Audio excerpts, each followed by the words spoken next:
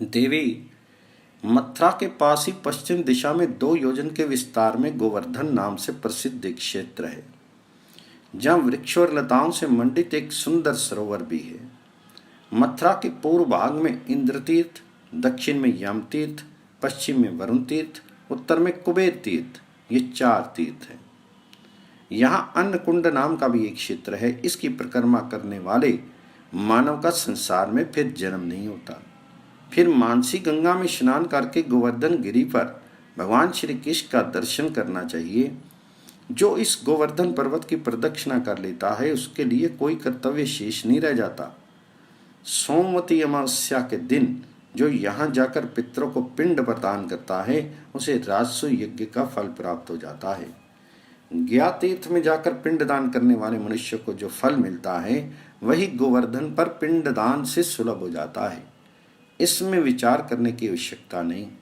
गोवर्धन भगवान जी की परिक्रमा करने से राजसूय और अश्वमेध यज्ञों का फल प्राप्त होता है। गोवर्धन की परिक्रमा की विधि ये है कि भाद्रपद मास के शुक्ल पक्ष की पुण्यमयी एकादशी तिथि के दिन इस पर्वत के पास उपवास रहकर प्रातःकाल सूर्योदय के समय स्नान करके पर्वत पर स्थित श्रीहरि की पूजा करनी चाहिए। इसके बाद पुंडरीक तीर्थ पर जाकर वहां के कुंड में स्नान करके देवताओं और पितरों का सम्यक प्रकार से अर्चन करके भगवान पुंडरीक का पूजन करें। वहां निर्मल जल से पूर्ण एक अप्सरा कुंड है, वहां स्नान करने से सभी पाप धुल जाते हैं। उस कुंड पर तर्पण करने से राजसूय और अश्वमेध यज्ञों का फल निश्चय ही मिल जाता है। मथुरा में संकर्षण नाम से विख्यात एक तीर्थ है, उसके रक्षक बलभद्र जी हैं। वहां जाने एवं स्नान करने से पहले से लगी हुई गो हत्या के पाप से मुक्ति हो जाती है। गोवर्धन के पास ही एक शक्र तीर्थ है। यहाँ श्री कृष्ण ने इंद्र की पूजा के लिए किए जा रहे यज्ञ को नष्ट कर दिया था। उस यज्ञ के अवसर पर भोज्य आदि पदार्थों की बहुत बड़ी ऊंची ढेरी लग गई थी। उस समय इंद्र के साथ श्री कृष्ण का विवाद छिड़ गया। इंद्र ने घोर वृष्टि की। वह जल ब्रजवासियों एवं गवों के लिए कष्टप्रद होने लगा। श्री कृष्ण ने उसकी रक्षा के लिए निमित्त इस श्रेष्ठ पर्वत गोवर्धन को हाथ पर उठा लिया था। तभी से यह पर्वत अन्नकूट पर्वत के नाम से विख्यात हो गया। यही आगे एक स्वच्छ जल वाला कदम खंड नामक कुंड है। वहां स्नान करके पितरों का तर्पण करने से ब्रह्मलोक की प्राप्ति होती है। इसके बाद 100 शिखर वाले देवगिरी पर जाएं, जहाँ स्नान एवं दर्शन से वाजपेयी यज्ञ का फल मिलता है। जब मानसी गंगा के उत्तर तट पर चक्र धारण करने वाले देवेश्वर श्री हरि का अरिष्टासुर के साथ घोर युद्ध हुआ था, तब उस असुर ने अपना वेश बैल का बना लिया था। उसकी जीवन लीला श्री कृष्ण के हाथ समाप्त हुई। उसके क्रोधपूर्वक एड़ी के प्रहार से पृथ्वी पर एक तीर्थ बन गया। ये वृषभासुर के वध से निर्मित तीर्थ अत्यंत अद्भुत है। ये जानने योग्य बात है, उस वृषभ रूपी महासुर को मारने के लिए श्री कृष्ण ने उसी तीर्थ में स्नान किया था। ये जानकर श्री कृष्ण के मन में चिंता उत्पन्न होगी। ये पापी अरिष्टासुर बैल के रूप में था और मेरे हाथ इसकी हत्या हो गई है। इतने ही में भगवती श्री राधा देवी श्री कृष्ण के समीप पधारी। उन्होंने अपनी नाम से संबंध उस स्थान को एक तीर्थ रूप कुंड बना दिया। तब से समस्त पापों को हरने वाले उस शुभ स्थान की राधा कुंड नाम से प्रसिद्धि हुई। प्रसंगता लोग उसे अरिष्ट कुंड और राधा कुंड भी कहते हैं। यहाँ स्नान करने से राजसूय और अश्वमेध यज्ञों का फल मिलता है। मथुरा के पूर्व दिशा में एक तीर्थ इंद्रध्वज के नाम से विख्यात है। वहाँ स्नान करने वाले स्वर्ग लोक में जाते हैं। यहाँ परिक्रमा एवं यात्रा का पुण्य भगवान को समर्पित कर देना चाहिए।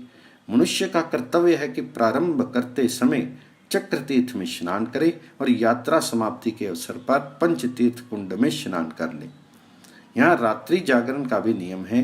इससे मनुष्य के सभी पाप नष्ट हो जाते हैं। भद्रे, अन्नकूट पर्वत की परिक्रमा का विधान मैंने तुमसे बतला दिया। इसी प्रकार इसी क्रम से आषाढ़ में भी प्रदक्षिणा की जाती है।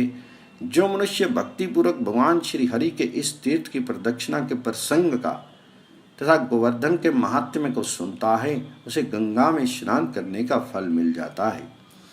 भगवान वराह कहते हैं, पृथ्वी, अब एक इतिहास युक्त दूसरा प्रसंग सुनो। मथुरा के दक्षिण किसी नगर में सुशील नामक एक धनी वैश्य रहता था।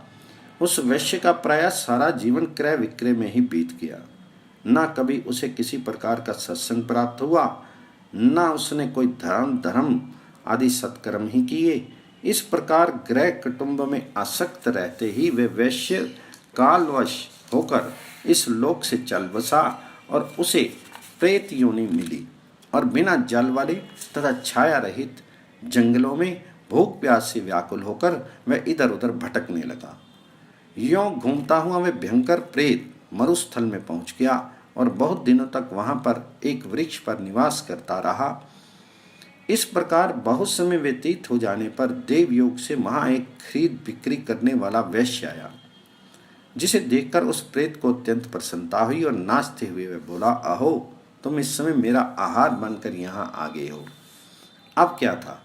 प्रेत की बात सुनकर वह व्यापारी वैश्य अत्यंत भयभीत होकर भाग चला, पर प्रेत ने दौड़कर उसे पकड़ लिया और कहा, अब मैं तुम्हें खाऊंगा। उस प्रेत की बात सुनकर महाजन ने कहा, राक्षस, मैं अपने परिवार के भरण पोषण के विचार से इस घोर वन में आया हूँ। मेरे घर में बूढ़े पिता और माता हैं, एक पतिव्रता पत्नी भी है। यदि तुम मुझे खा लोगे तो उन सबकी मृत्यु हो जाएगी। उस वैश्य की बात सुनकर प्रेत ने पूछा, महामते, तुम किस स्थान से यहाँ आए हो? ये सत्य सत्य बताओ। तो वैश्य ने कहा, प्रेत, मैं गिरिराज गोवर्धन और महानदी जमुना, इन दोनों के बीच मथुरापुरी में रहता हूँ। मैंने पहले से जो कुछ संपत्ति संचित की थी वह सब चोर उठा ले गए और मैं सर्वथा निर्धन हो गया। अतः थोड़ा धन लेकर व्यापार के लिए इस मरुस्थल की ओर आया हूँ। ऐसी स्थिति में अब तुम्हें जो जचे वह करो। प्रेत ने कहा, वैश्य, तुम मुझ पर दया आ गई है, तुम पर मुझको दया आ गई है, अतः अब मैं तुम्हें खाना नहीं चाहता। यदि तुम मेरे वचन का पालन कर सको तो एक शर्त पर मैं तुम्हें छोड़ दूंगा। तुम मेरा एक कार्य सिद्ध करने के लिए यहाँ से लौटकर मथुरा जाओ। वहाँ जाकर तुम चातुसामुद्रिक नामक कूप पर जाकर सविधि स्नान करके मेरे नाम का उच्चारण करके अपने घर के धन से विधि पूर्वक पिंड दान करो और उस स्नान दान आदि सभी कर्मों का फल मुझे दे देना। बस इतना ही काम है, अब तुम सुखपूर्वक जा सकते हो। प्रेत की बात सुनकर वैश्य ने उत्तर दिया, प्रेत, मेरे पास एक मकान को छोड़कर घर पर और कोई धन नहीं है। इस पर प्रेत ने उससे मुस्कुरा कर कहा, वैश्य, मैंने जो तुमसे कहा है कि तुम्हारे घर में धन है, उसका अभिप्राय ये है, तुम्हारे घर में एक गड्ढा है और उसमें स्वर्ण की बहुत बड़ी संचित राशि गड़ी पड़ी हुई है। मैं तुम्हें मथुरा का मार्ग भी दिखला देता हूँ।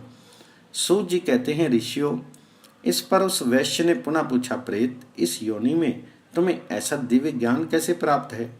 तो प्रेत ने कहा, वैश्य, मैं भी पहले जन्म में मथुरा का निवासी था, जहाँ साक्षात भगवान श्री कृष्ण विराजते हैं।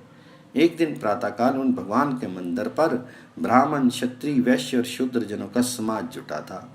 वहाँ एक श्रेष्ठ कथावाचक बैठे थे जो पुराणों की पवित्र कथा कह रहे थे। मेरा एक मित्र भी प्रतिदिन वहीं जाया करता था। उस दिन मित्र की प्रेरणा से मैं भी वहां पहुंच गया। अत्यंत आदर के साथ समाज ने बार बार मुझे संतुष्ट करने का प्रयत्न किया। उसे मैंने सुना कि वहां एक पवित्र कूप है जो पापों को धो डालता है। इस कूप में चारों समुद्र आकर के प्रतिष्ठित होते हैं। इस कूप के महात्म्य को सुनने से महान फल मिलता है।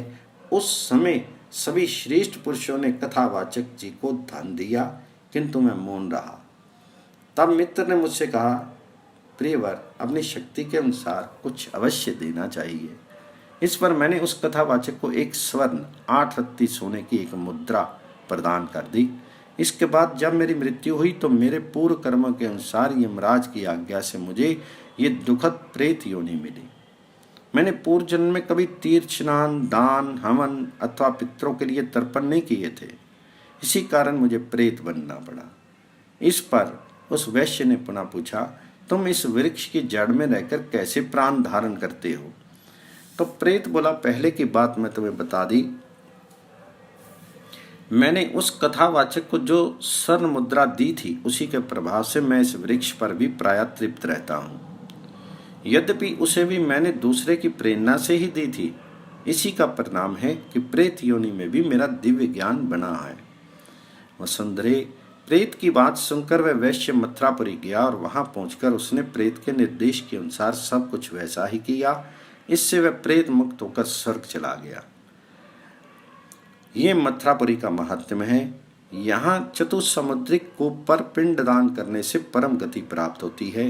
मथुरा के किसी स्थान पर, चाहे वह देवालय हो या चौराहा, जहाँ कहीं भी किसी की मृत्यु हो, वह मुक्त हो जाता है, इसमें संदेह नहीं है।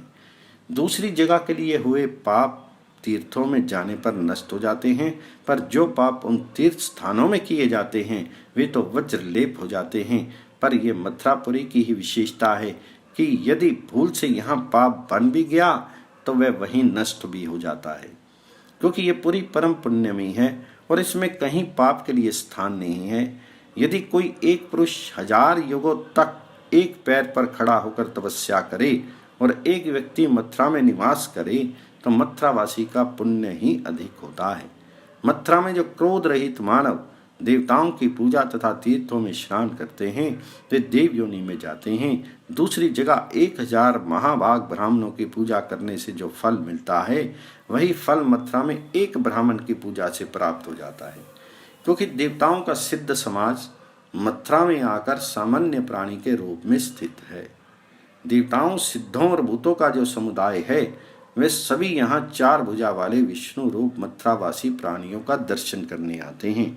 अतः मथुरा में जो मनुष्य हैं वे विष्णु के ही स्वरूप हैं।